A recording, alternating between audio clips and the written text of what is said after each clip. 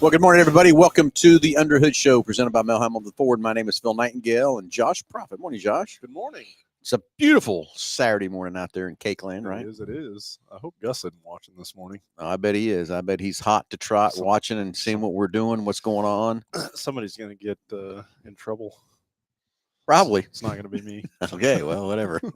That's okay.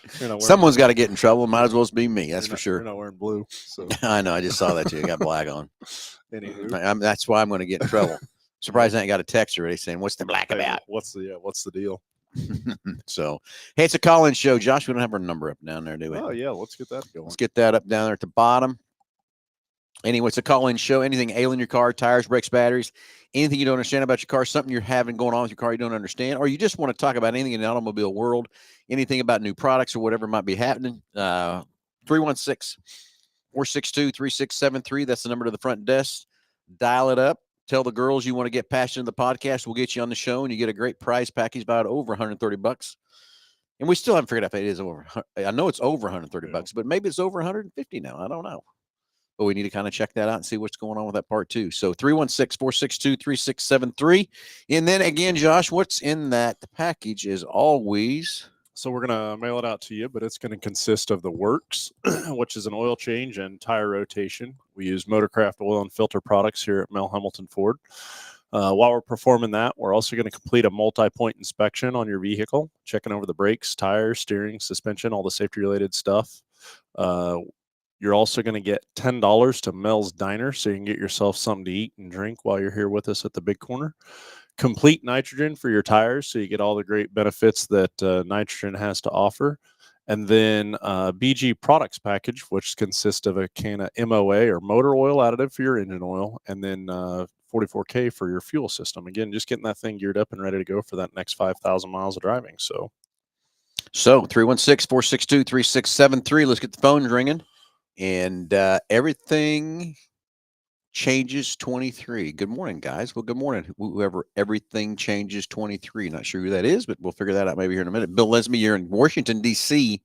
Wow, what you doing up there? Must be doing something kind of cool and fun. That was he was doing the rocket deal. They were trailering or took a trailer up there behind his Explorer to Washington, D.C. And, I don't remember, it was some youth program where they built rockets. And so they were took them to Washington, D.C. So be interesting to hear how that went. Gus is always watching. So, yeah, there you go. I just don't know where he's watching from. That's the problem. So anyway, let's get the phones ringing. Love to hear from you. Anything you want to talk about with your car? Hey, we got Delbert's on the phone already. Josh, can you believe that? Yeah. We'll get Delbert coming through here real quick and see what we got going on. See what Delbert has. See what's up Delbert's sleeve today, because I bet he's got something exciting and fun to talk about. You want to bet? I bet he does too. Yeah, I bet he does too. Always does. So, it's Delbert. Is everything changes 23? Well, we're going to find out what the heck that means. Well, there you go. Delbert, you're on live with Under the Hood. Well, good morning, gentlemen. How are you? And I got to clear up the air a little bit. The Everything Changes 23 is me. That's my YouTube channel. So anybody out there wants to check it out, please go for it. Like, share, subscribe, all that good stuff, just like you would with the Under the Hood show. Woo-hoo. So what's it mean? Everything changes 23. What's the theory or the thought process behind that? Let's hear the story. I want to know. Well, in May of 23, I was driving two Lyft passengers I picked up, and I had a incident with them, which is on the channel. You can go watch that. Some of the videos don't have any audio because I was new at it and did not get that in there on my little personal laptop. So I got that figured out now. But it kind of shares a little bit of my story on why I started the channel back then. It took me a while to get it started because I wasn't sure if I wanted to share that information. Sure. However, I've got that out there now, and I'm starting a little bit of a channel there, and I've taken a couple of weeks off for Mother's Day and stuff, so it'll be a little short, like you guys had to take some time off there now and then. But the reason I called, let's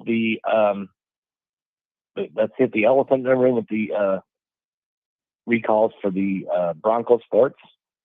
I understand the 24 has not been included in that yet, but the 21 through 23s have.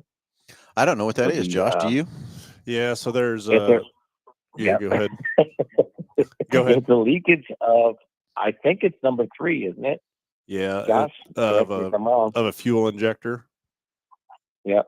Yeah. So there's A leaky And- fuel injector? Is that And what you're let's saying? talk about the fix they decided to do for that. yeah. So honestly, the fix wise, I've not been involved in one of those yet. The number of them that are out there that are actively have a problem is very, very minuscule. It's more of an Yes, compared to inspection. what they have built. You're Yeah. absolutely Yeah, correct. it's They more of an estimate 40,000, which is kind of a low number when you're talking about what they make over 500,000 of these things so far. Now, as a person that owns 2 of them, I can understand why you would concerned? be concerned or be a part of that. And Ford. Well, I don't even know that it's really specific to Ford, but I think a lot of manufacturers are receiving black eyes over recalls just because there's so many of them out there now. But what the Josh, in this case, it's the fix that is the problem, not the recall itself. Their fix is to drill a hole somewhere to let the oil drain out, or let the gasoline drain out. Excuse me, not oil, gasoline drain out from that leakage, and just onto the ground. And then they fix the ECM to allow for, if there's a sudden change in pressure for the injector, it'll shut the car off, which that's also a bad thing. I mean, it's good but bad, because if you're out in the middle of nowhere and you have this happen, it's going to shut your vehicle off, and then you're SOL. I don't want to say the other word. But Yeah. I mean, obviously the So- purpose of this, I think, is just an interim repair until they are able to, better understand or have parts. And we talked about this. So I just went up to Dearborn here a couple of weeks ago as part of a parts and service management group. And recalls obviously are a huge topic. Whether you're the consumer, whether you're the manufacturer, the dealer in between that's having to coordinate this, there's so many things that we as a dealer would like to see different in the recall process and how that works to better be able to take care of the consumer.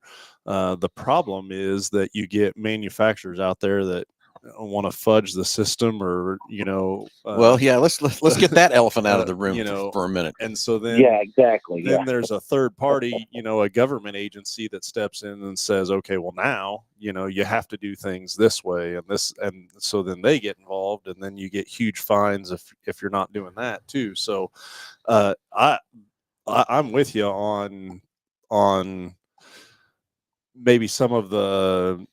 I can think of another recall was the Expeditions when they very first come out and changed body style back in it was 20 or 21, I think. I mean, I can remember.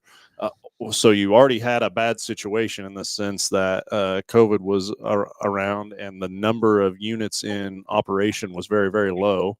So then you had rental fleets that were driving vehicles that were past where they needed to be changed out anyways. So then they finally get some new product in, and then they come out with a fire recall, and this fire recall really truly only affected I don't know, I think they said estimated around 800 or 900 vehicles, but there were thousands of them that they just put a stop sale on, a stop drive, a stop everything. And so just making a bad situation worse. But I get it. If you save one life, it's worth it, from that side of it too. So, But Delbert, let's go clear back in the 80s when I was working on cars and service manager like Josh and stuff too, is we'd find out about a recall when GM would mail in the mail. They would start sending, all of a sudden you'd start seeing these special parts, show up, and special tools show up. And then you'd get the What is actual, this? yeah. it would literally just fall in your lap. Yeah, and then you'd get the recall notice to tell you how to fix it and go through it. Well, what really happened is what Josh said, is one manufacturer hid the recall, and a big recall hid it and got caught. So now all the manufacturers have to, as soon as it used to be, you'd be able to not announce the recall till you had everything ready to go to fix it and take care of it and all that kind of stuff. Now, as soon as they know there's a recall, what you've it got is. to, you've got to tell the public. So guess what that does? That just everybody gets all anxiety and everything else over the recall, panicking and everything else too. And it's like Josh said, we really don't have the correct fix yet for the Bronco Sport deal, but it's coming. And who knows what the real fix will be or whatever, but this is just a temporary deal until they can get it resolved to know exactly how they're going to fix that recall. I mean, the main thing is, so one, I've been in so many situations where people the goal is for you to stay in your vehicle. We want you to be safe. We don't want it to present a problem. Want you to be safe, but stay in your vehicle. So where I don't have to pull you out of your car and, it's a lot of times, it's not necessarily from even an expense standpoint. It's just about convenience to the customer and trying to make it as convenient as possible for them. But then too, I think when you get into recall situations, it's not only kind of up to that manufacturer at that point as to what that repair is. I think a lot of times you get NHTSA involved in confirming that whatever the manufacturer says the repair is, that they agree with that as far as safety for the consumer and everything else. And so, I mean, that's one thing. Being up there in some of those meetings and just listening to some of the stories and the processes of how they have to go through and change things. That's what I love about, where we're at and what we do here at the dealership level is that, Lisa's here every day, Phil's here every day. If we need to change a process, we can do it today. I couldn't imagine being at Ford Motor Company and coming out with something like, hey, I've identified a problem. This is an issue. This needs to be addressed. And I mean, even like a workshop manual, if you find something wrong in that, it may take 30 to 90 days to get it fixed, corrected. And that would just drive me nuts. Oh, I know. To no end. But I think of the board that you would have to answer to and the number of elite lawyers and, everything to go along with that. It would just drive me absolutely crazy to have to be in that, situation or environment for sure. Yeah. So anyway, that's really the real problem. And again, I don't know that the 24s are involved in that yet. Yeah. That recall. So they haven't announced. Well, and I'm going to tell you, Delbert, probably right now, what we found here, this was probably also about a couple of years ago, was we had a whole bunch of escapes that was on a stop sell for a brake recall. Okay. A brake pad. That. So we had these escapes setting over here, and the next thing you know, all of a sudden the recalls just start disappearing. Well, guess what they did? They finally figured out. They found out the VIN range of where it was at, so they can narrow it down to the VIN sequence and knowing exactly what it is. And all of a sudden, these escapes just started coming off. There was no recall; it was gone. Yeah. So when these recalls come out, they've got to cover their butts. So that's probably why they went all the way to 21 to 23. And who knows? I'm just guessing that maybe it's a series of 22s, but they put that out there for that situation to cover the 21s and the 23s. Well, just cover. And I will say too, talking about recalls and years ago, like I truly believe that they've refined the manufacturing process so tight and are able to identify, exactly what components are on which cars. So yes, we have more recalls in the sense of just number of recalls, but also your number of components that are on these cars today versus what they were years ago. Oh yeah. I mean, it's not kidding. It's a crazy amount more. And then when you add in, just the number of recalls that are just like a reprogram or a reflash or something along those lines. So I think that speaks to why maybe there's more recalls. But what I will say is that when a recall came out years ago, the number of units in that recall was, 10 times more than what it is today. They're able to get it so much more concentrated on a specific set of vehicles instead of just including, everything. And you just see the number of units in a recall is typically way lower than what it was years and years ago. Well, and to go on to your point about why they only went 21 to 23, mine is a 24, so is my wife's. Mm-hmm. And mine was built January 2nd. Hers was born on. Okay, so both of yours are 24s, March 7th. Yeah, they're both 24s. Okay. But hers was born on March 17th. So about a month and a half apart, or 2.5 months apart. And there was a change in the programming for the radio and the dash.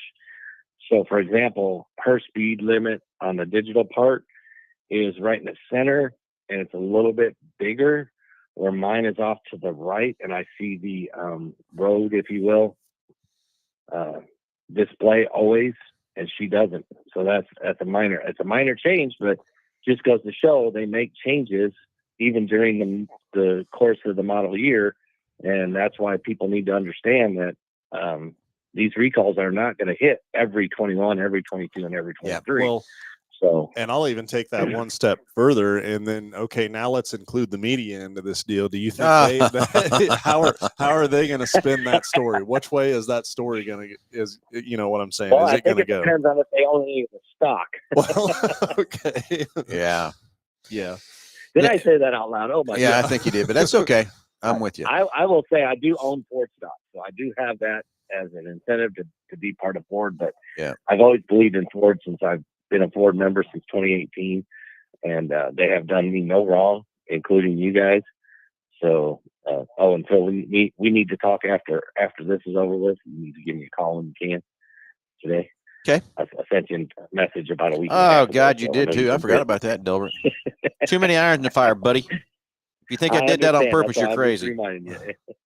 You think I did that? You're Anyway. Look at that, Josh. We're blurry again. Just shortly, it'll be fine. Yeah. Anyway, Delbert, that's the other thing There he goes. The other thing I was going to tell you is, do you have wireless internet at your house? Yes.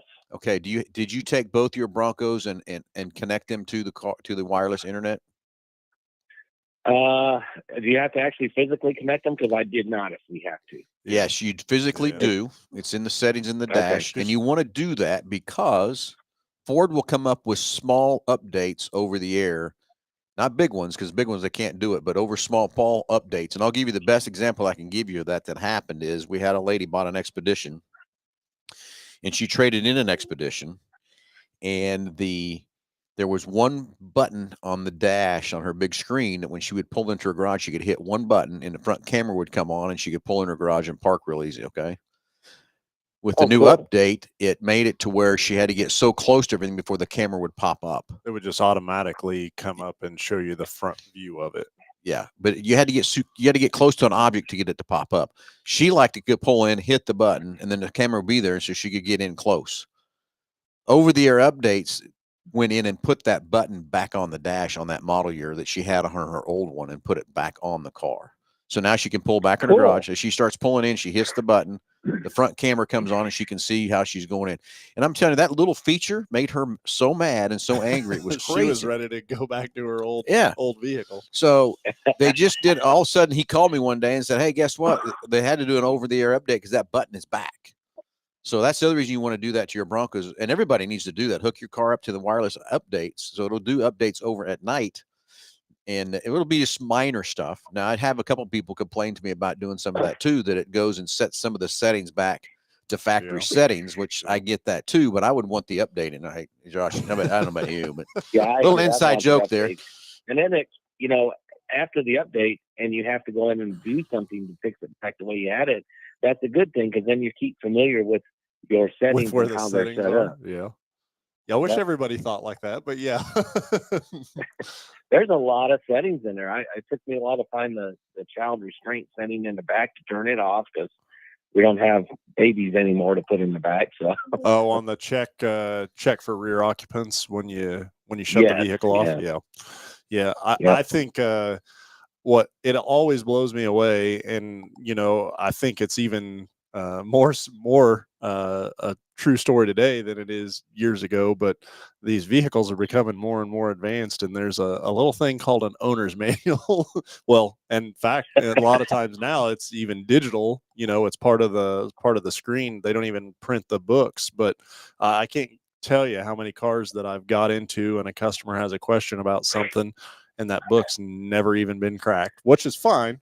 I don't mind doing that. I'm not going to sit down and read it, Josh. Yeah, but I can't think of maybe a handful of situations where have you ever seen a used owner's manual?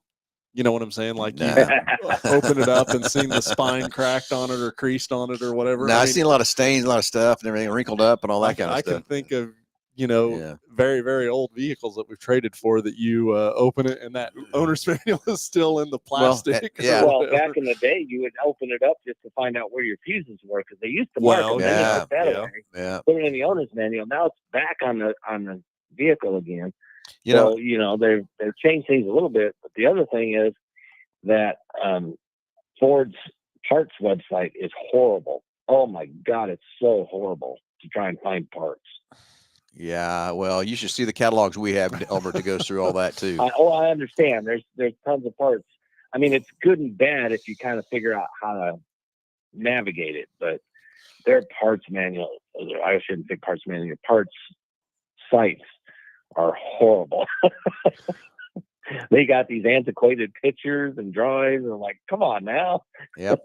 It is that is something that's definitely getting better than what it was. And I will tell you from the dealership side of things, like the acronyms, I think just not specifically to Ford, but just the whole automotive industry uses in general. I mean, what one manufacturer calls something and then another manufacturer calls something. And I've even seen in our particular situation that in the workshop manual, it's called one thing, in the parts catalog, it's called another thing. And then a technician refers to it as what it was 2 years ago. Something totally different. And it's, you get into acronyms, and I that's something that we talk about pretty consistent with staff and stuff like that. And I catch myself doing it all the time too, is that, just being in this industry and, your TPMS sensor is faulty or bad. And then, I think about that and I was like, well, that customer acknowledged me and we, they acted like they understand, but that I don't think they knew, and I don't want to, you don't want to insult somebody's intelligence on the other side of that either and say, hey, that it's this way. So the acronyms in this industry it's crazy. Yeah. A couple comments here, like Dennis Nelson comes up about announce a recall and there's no parts available. And Dennis, that's exactly correct. It's frustrating for us. It's frustrating for everybody, but it's because they have to announce this recall so early before anything's even available. So I'll take to fix it. Yeah. Take that one step further. And what we're getting into now, again, so Ford, looking at it, when they announce a recall, they give you what they call basically an allotment. So and what blows me away why they're doing this, so we're I would say a large medium dealer to a large dealer, in the realm of things. So they'll come out with a recall, and our VIN share of what that recall would entail, we're going to have a lot more of them than somebody in a little dealer, a little dealer, right? So, but no matter whether it's us or that little dealer, everybody gets the same initial allotment. A lot of times, which is one or two parts. Well, one or two parts in this facility does absolutely no good. I mean, I can. Who gets that one or two parts? How are you going to decide that? I can have one less angry customer, and then they put you on like an order fulfillment to where you get an allotment a week. So every week you can order X number, which it's typically a very low amount, 1 to 10 parts, until they're able to get enough back order of that part built that they can then do. Then they escalate it to a next level, which is basically you get one part for one VIN. So you don't have any seed stock here. So you have to have the customer come in. You have to create the RO. You have to see, Josh, you just did it again. C stock. What's that? Okay. So essentially it's enough to fulfill the orders that you need. But they have the whole separate division, which is where the advisors have to go when they have a recall that is under a parts control, basically. And so they have to prove that we actually have the vehicle, we actually have a repair order number, we actually have all this. And in a lot of cases, they'll actually have to take physical pictures of the vehicle along with that stuff. And then at that point, then the manufacturer will send you a part. So that's kind of the next phase of it.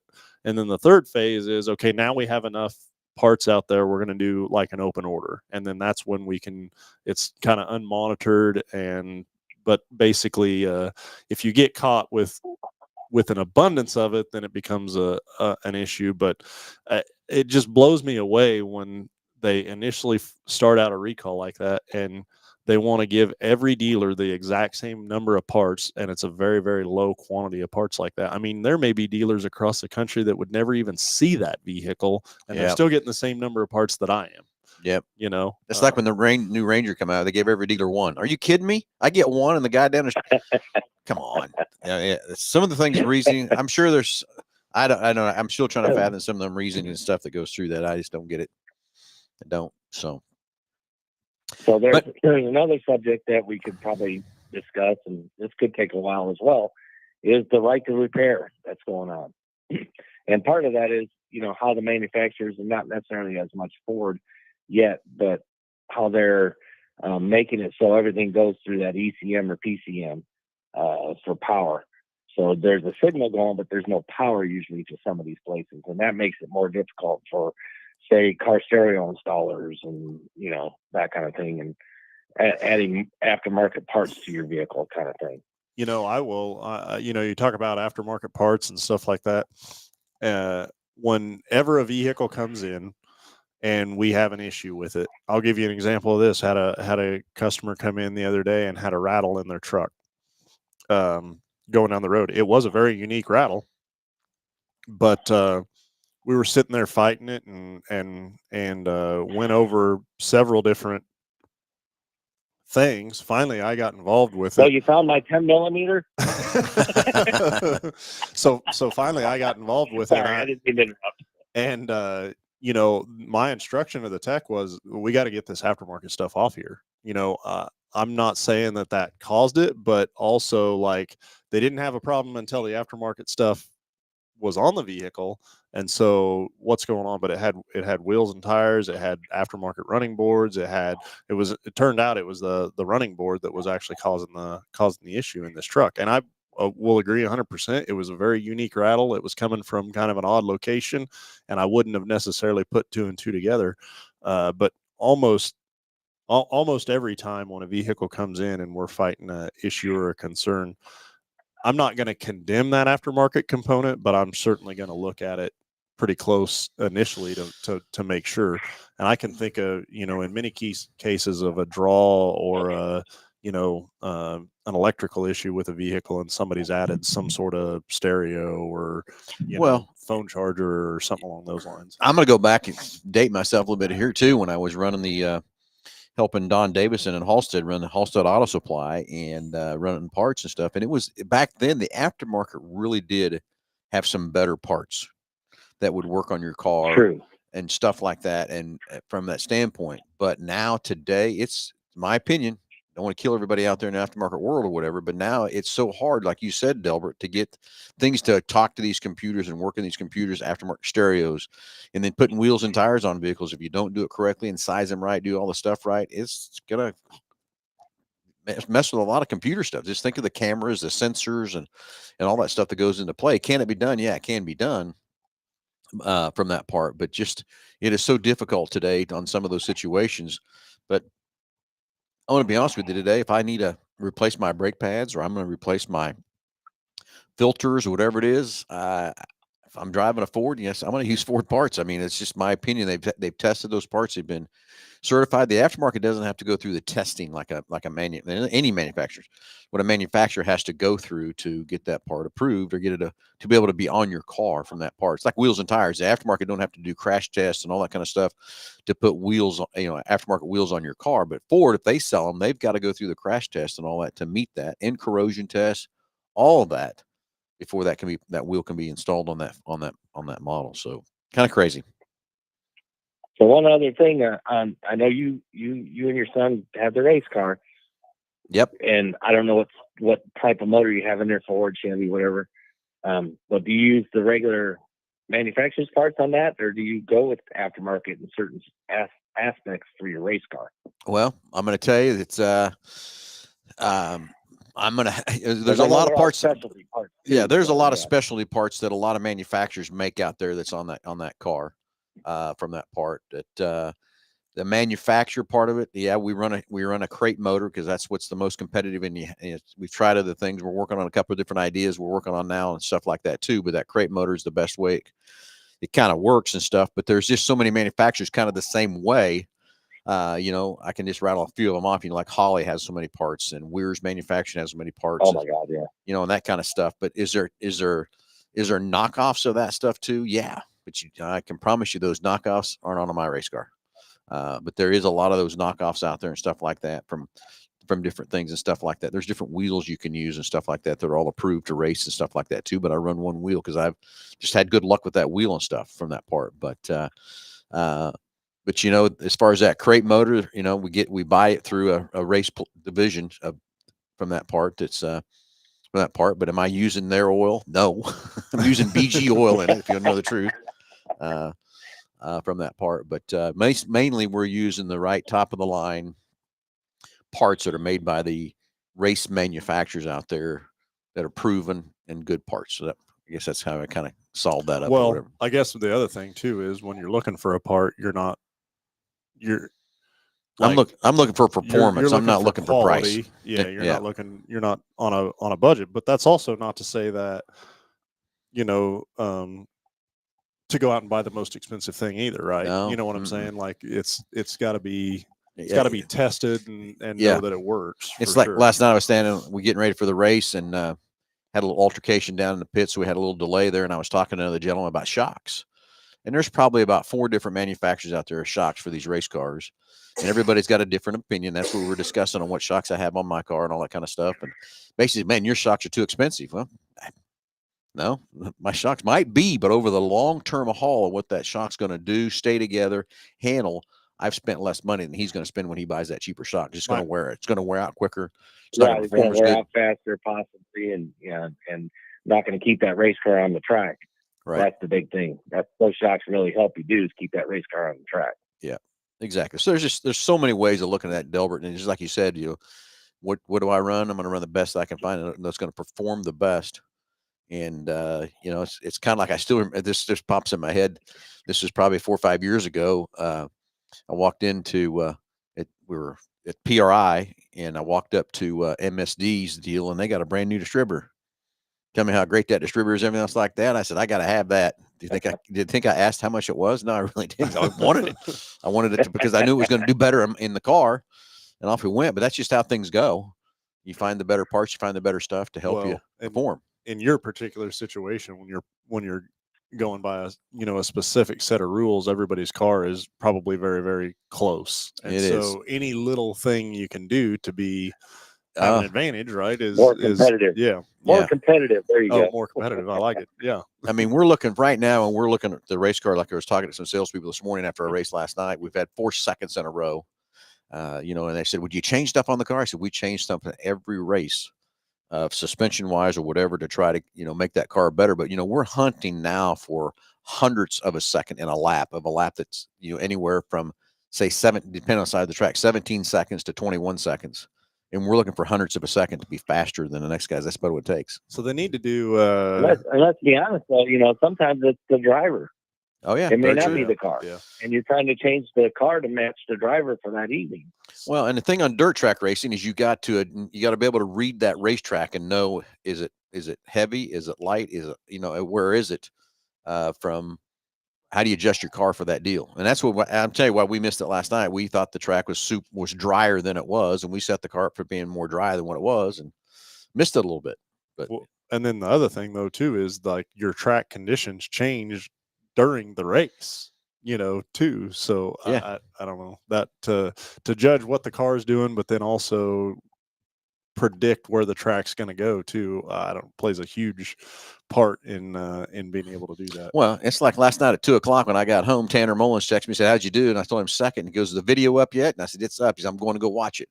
And we video, so we don't video to protect you. We go out there to video because we watch the car. And even this morning, Nick was sitting in my office watching the video, seeing what the car was doing, what was happening, to try to adjust it to make it go differently. So Anyway, Matt O'Connor, Matt, I'm pretty tired already because I got home at 2:00 and here ready to go again. But yeah, there was some excitement at Salina Speedway. That was for sure. So anyway, Well, guys, that was what I had today. So I'll let you get somebody else hopefully on the line, and we'll talk to you soon, Phil. Delbert, hang by your phone. I'll call you as soon as I get off the show and get the video upload and stuff. I'll call you. Okay. All right. Thanks, man. Thank you, Talk to Delbert. soon. Bye. Dennis Nelson, one of the best aftermarket install was when a customer installed a CB radio. God, I remember those things. And hooked it into the wiring harness to get power for a CB. After he got finished, the truck would stall, and when the keyed the microphone, then he wanted us to fix it. He had no clue what was done. Did I get all that up there? Yeah, we'll get that. There he had no clue. So the CB, he tapped into the wrong wire. Is that what he did, Dennis? And did all that with the microphone. He had no clue. Yeah, I get it. I get it in a heartbeat. So how many CB radios you put in? Woo! You know, the other thing I thought about the other day is I used to put those built phones. Oh yeah, the hands-free deal. No, not hands-free. Actually, the phone. You put the deal to the mic, the antenna up on the roof, and had the box in the deal, and you had the deal up on the dash. We could key punch it in and talk. Oh God, I put so many of those in. A lot of those. Huh. Oh God. So cruise controls, done a lot of aftermarket cruise controls for sure. How about like ACs? Probably did AC systems. I didn't do very many of those because really? When that was really going on, that was kind of an import deal, like Honda and Toyota and stuff. Oh yeah. But I do know that when I was in Topeka wrenching, we were Pontiac, Cadillac, Mitsubishi, Mercedes, BMW, and Honda, and those Honda techs were throwing those air conditioners right and left. Yeah. On that part. Like power windows, maybe power locks, any of that? I never did none of that either. Huh. I wasn't much into the aftermarket stuff. Yeah, I didn't do much of that at all. So let's go back to the phones. Let's talk to Jason. Jason, you're on live with Under the Hood. Sorry about the wait. Oh, you're fine. Good morning, guys. Good morning. So, speaking of aftermarket parts, you got me thinking. So, on my 2015 Ford F-150, it has the small screen on it. The bumpers do not have the sensors for the backup camera. And my question is, can I upgrade that to a newer radio that you guys have that has the Apple CarPlay and stuff? Is that possible? So to do it from the factory side of things, those the manufacturers have all those modules are VIN specific. And so, yeah, it's not just a component of a radio. So there's like an audio module, there's a front display interface module that all communicate with that system. And so the manufacturer has, because of that specific VIN, knows how it's equipped. And so you would be unable to program those other modules to get that. It wouldn't be just being a matter of just purchasing the radio or the display in order to make that happen. You would have to have the backside programming on it in order to make that work, and the manufacturer has it locked down to where you would be unable to do that. So in your particular situation, if that's something that you were interested in, the best thing would be to put an aftermarket display in that thing. Or buy a new Ford pickup. That's what I was getting ready to say. We got a couple 24s sitting out here. Yeah. Got 1.9 for 72 on the 23s. We still got sitting here. So yeah, there's that's what I think that's a little better deal. I did hear the 2015. I did hear that. That did stick out. So yeah, how many miles you got on that thing now? 136,000. Oh yeah, it's time to trade, Jason. It's just it's just ready to go. Ready to go. Just kidding. Yeah. I just kidding. Truck, though. I love it. Oh, they're great trucks. I'm telling you, it blows me away how they can keep making these things better and better every year. And I tow these tow rigs, and I got to finally drive the new 24 behind my tow rig last night. And Josh even texted me how it was, and I just got to my house to change clothes to get going, and it's just I can't believe the changes they made just in 1 year. Crazy. So Jason, from coming to a 15, that's why I hate coming down there for oil changes, because I go look at these new trucks and then I get jealous. Like, oh my God, did they really just do this to this truck? When you think they can't do any more to a truck, then you look at these new ones like, good God. especially those new trimmers. Holy crap. Yeah. You look good in one of those, buddy. Yeah. No, well, that probably put me in divorce. We don't want to do that. We don't want to do that. That's for All sure. right. So, All right. Well, I appreciate the info, guys. no, thanks for calling, buddy. Thanks, Jason.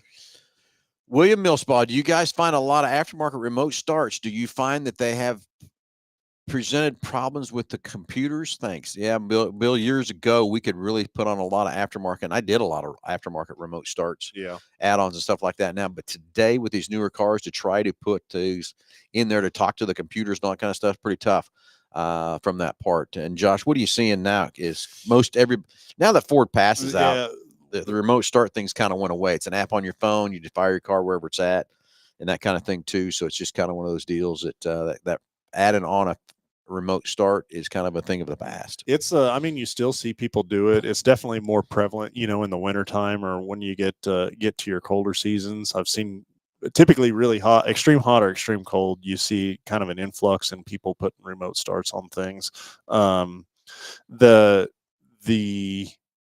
manufacturer, I think, has done a really good job with the Ford Pass, specifically, through Ford. But there's just about remote start on everything anymore. It's just almost a standard option for sure. So, and then as far as problems with them, a lot of times that you'll get into like hood switches or door switches or the security side of it. And that's the other thing is that, the security systems on these vehicles are becoming tougher and tougher to, I guess, accept something aftermarket into it in order to be able to make it to where it will start for sure as well. So yeah, exactly. Great question. Exactly. So, Bill asked me 2001 F-150, 247,000 miles. It's time for an upgrade too. Bill, sounds to me like, right, Josh? I think it's time for an upgrade on that part. So I'm just looking to make sure I ain't got nobody else. Okay, one of the best stuff mentioned. Oh yeah, there we go. Here, Tim Daniels chiming in on us here a little bit. Factory parts are important as trained mechanics. That's exactly correct. That's why we train. But customer service is top requirement for me. And I agree about the customer service. I mean, you can, getting how you feel, how you get treated, 100% on that part too. Looks this week, one for service, one prepared. Chad was awesome. Hey, didn't know you was in this week, Tim. Kind of slid in, slid right out without coming saying hi. I get it. Okay. Or maybe we come picked him up too. Might have came and picked him up and delivered. So you didn't come in to see us or whatever. But yeah, so I'll even touch on that a little bit. And okay, you take dealing with a particular situation right now on a Jeep and a hatch. So it's got a power liftgate hatch, and this power liftgate hatch will just intermittently not work. And I get it from the consumer standpoint because we've had the vehicle a handful of days, and it's, in my opinion, when we very first initially checked the vehicle in, you're thinking it's a power hatch. It can't be it can't be that complicated, right? But digging into this thing, and I mean, this is I think what we're going to end up finding, and this is the route that we're heading. But going back to the manufacturer and the data that they provide to the modules when you program a module, I think when we replace this module, I think they have corrupt data as part of this. And so now it goes all the way back to an engineering team. But from a consumer standpoint, like, it's a power hatch. It goes up, it goes down. How complicated can that really be? And so trying to convey that as somebody that is working with that customer, it's all about customer service. Like there's nothing, not communicating with that individual is only going to make the situation worse, right?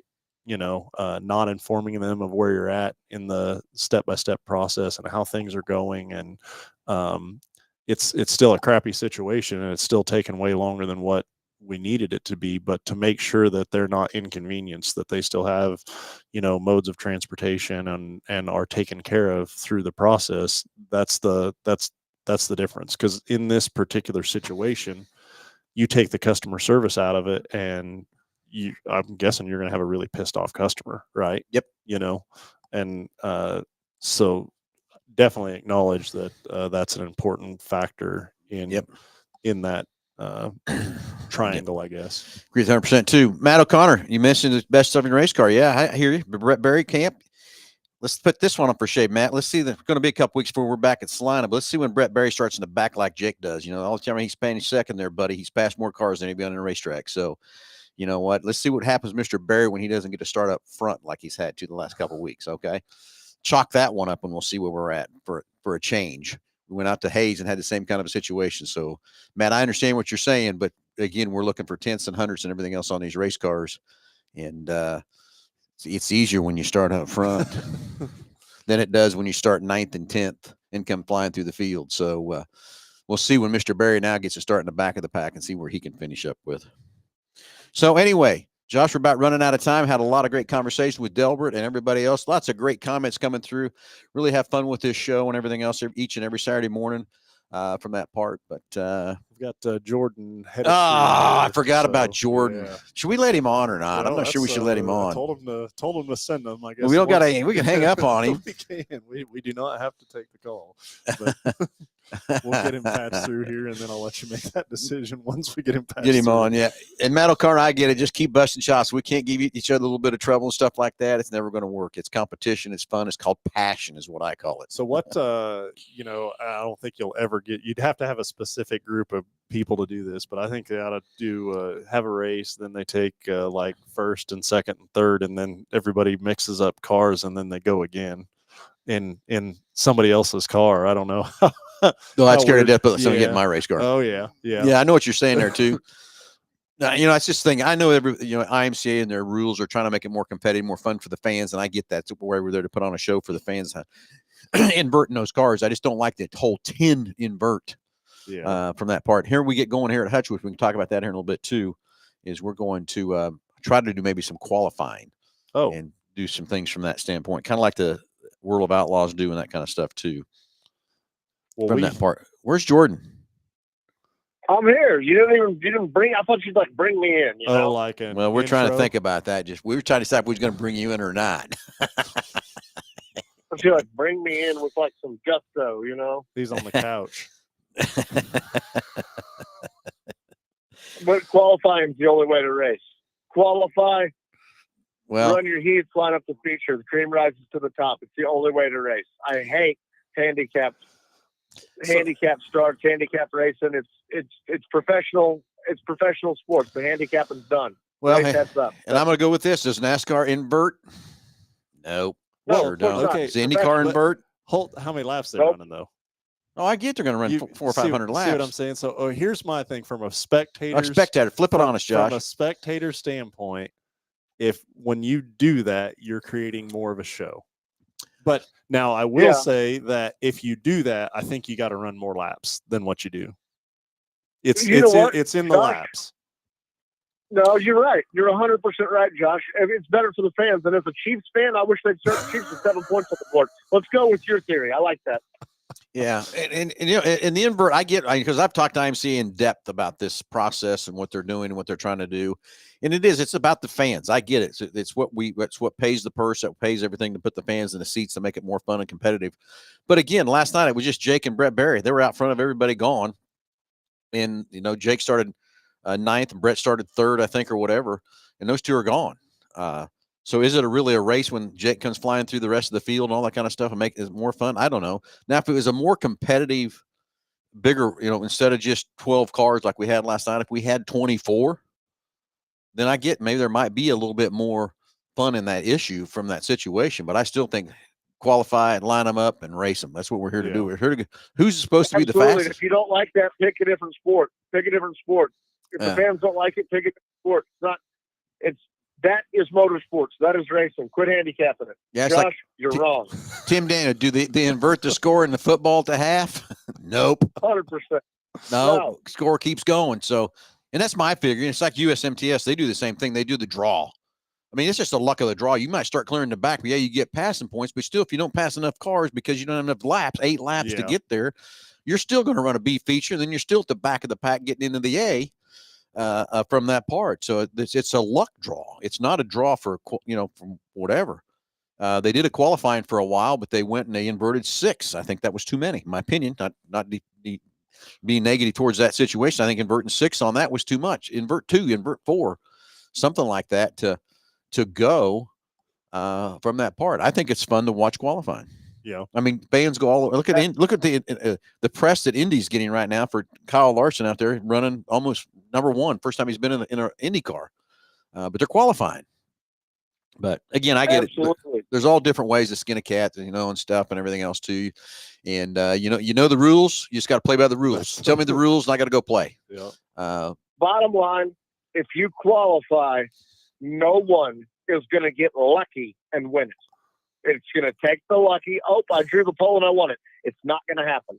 The guy that had the best night and was the most prepared and had the most skill is going to come out with the checkered flag, and that is motorsports. Yep. And it's like Matt O'Connor said, USMTS, you can win the heat and you're still in a B feature. But again, I understand if a guy starts 8th and he finishes 2nd. The guy, if you're in a heat and if you start first and you don't finish first, yeah, you're going to be in a B, that's for sure, because you went backwards from that part. But I still love the qualifying side of the situation to do it. I was wanting to do it the last time we raced at Hutch, but I got talked out of it. Oh yeah. So I'm going to be back hot and heavy on that coming up because we're going to be racing there Friday, but I don't know I'm going to get my side pushed enough with everybody else to go take the modifieds and try to do a little qualifying. Do we need to get somebody with a bigger stick to make that decision? Well, you'd or think what so. do we- Somebody's got- Who's in charge here? I thought you were wearing the pants. I would have said we're qualifying. Was If Mary, you don't like was it, Mary go there or to Bogies and get you a burger and a shake. You are funny. Oh. You are funny, dude. Yeah, you are a funny dude. I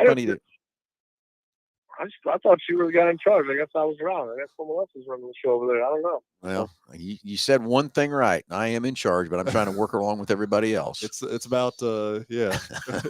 It's about the big picture, right? Yeah, exactly. So anyway, yes. Well, anyways, that's not even what I called about. When it's I called not? you guys were talking about the new technology on vehicles and it, with the remote starts and all that, it's gotten completely out of hand. They've shaved the gas caps. That's just lazy. Who's too lazy to take a gas cap off? That's not necessary. Well, I don't think it's the taking it off part that they're Putting it worried back about. on. It's the people that don't put them back on, and then they cause check engine lights, and then they have a unneeded service visit, and so it's about about owner experience is what it's about. Okay. Well, and then the whole key fob push button start thing. That is it. It is. I drove clear to Joplin, Missouri. I had to spend the whole weekend with the car running because, oops, my wife left the key fob in her purse. And I didn't realize till I got to Pittsburgh, Kansas to fill up with gas. It said, key fob not detected. And I was like, you got to be kidding me. So I called my wife and she's like, oh, hey, it's in my purse. I literally left the car running because I couldn't go back at that point. I left it in the hotel parking lot running. It ran from Friday to Sunday when I got back. I never shut it off, or I would have been stranded. I wish I would have been on that trip or knew about that car. God, that is no joke. I would have messed with you. Yeah. Why didn't you call us and tell us to figure out a way to help you? I couldn't even lock it. I couldn't do anything. Yeah. I'm surprised somebody didn't steal it. I'm shocked too, but what could I have done? I put a note on the dash that says, take this. Free car. My wife left the key fob at home. Yeah, they wouldn't have they shut it off. They would have been stopped. I can tell you that. I would love to have heard when she said it was in her purse, what your comments back to her was. That's what I'd really like to know what you said. We almost got a divorce. That's what I was just thinking. Because I was in Pittsburgh. I was 2.5 hours away. And she's like, well, how can I get it to you? I'm like, I don't send it on a pigeon. What do you mean, how can you get it to me? You can't. She get the other card. You think your other? Yeah, I'm like, you think your other truck would have made it down there and she could have brought you to you or something, or? Probably not. Yeah, the old. Yeah, no. I just left it running all weekend. And people, I'd be in the parking lot, your car's running. Yeah, I know. Keep walking, buddy. Have a good day. I'm very aware. I wish you'd have called us so all weekend. we could have known. I would have loved to have known. Well, I didn't call you on purpose, Phil. In fact, I I'm just get not it. ready to tell. I get it. It's kind of like the old Bluetooth deal, you know. Oh, that's not. That's You know, not, should we take a poll? How many people Bluetooth versus not Bluetooth, Josh? we're on the air here. We're on I the air. know. I don't didn't know if say anything. I said how many people use appropriate. Bluetooth versus not, A lot of people use it. or the I aux don't cord. anymore. What do you call it? The aux I'm- cord. I'm a recovered Bluetooth user. I'm an aux cord guy through and through. Very good. Very good. Yeah. Well, okay, Jordan. Have a great Saturday. Stay out of trouble. Keep your key fob close. Keep fob close. Keep your friends close and your key fob closer. That's all I always say. That's pretty good. That's pretty good, buddy. All right. Well, all right, dude. Later. Thanks for calling. Have a good Saturday, buddy. All right, Josh, I think we're out of time. I think so too. It's been fun and exciting and everything else, too. I need to go Yeah. call Delbert, talk to Delbert for a little bit. Anyway, everybody, thanks for the chat lines. Thanks for hanging in and with us. Have some fun. Hey, but next Friday, Hutch, Salt City Racing, be there. Let's fill them stands. Let's show the fair board they voted correctly to keep that racetrack alive in Hutchinson. It's going to be some fun racing. 5 classes coming over: sprint cars, A mods, B mods, hobby stocks. What am I leaving out? Something. But anyway, it's going to be fun, exciting. Gates open at 5 for the spectators. Racing should start around 7 o'clock. Buy your tickets online. It's a little bit cheaper to buy them online this time than it is to buy at the gate. Remember, if you buy them online, you can just walk right into the deal. They'll scan your ticket, get in. You don't got to stand in the line at the ticket office waiting. So please come over Friday, fill those grandstands, race cars. Let's get them filled over there, and let's show this fair board this was the right decision to keep this racetrack alive and everything else too. Tune in Wednesday at 6 o'clock. Nick and I and Kyler will update you on anything going on. We'll be over there all week getting that track ready to go. We're going to start throwing water at it Monday afternoon, and got a couple more ideas up there with considering with Mike Van Genderen, who I call the expert on dirt. Yeah. And he's gave us a few more ideas what to do to it this time. So we're going to have a little bit more fun. Hopefully have a little bit more wider racetrack and there's 2 grooves this time. There we go. So anyway, thanks for watching, everybody. Have a great Saturday. We'll talk to you all. Well, hopefully we'll talk to you all Wednesday at 6 o'clock. There you go.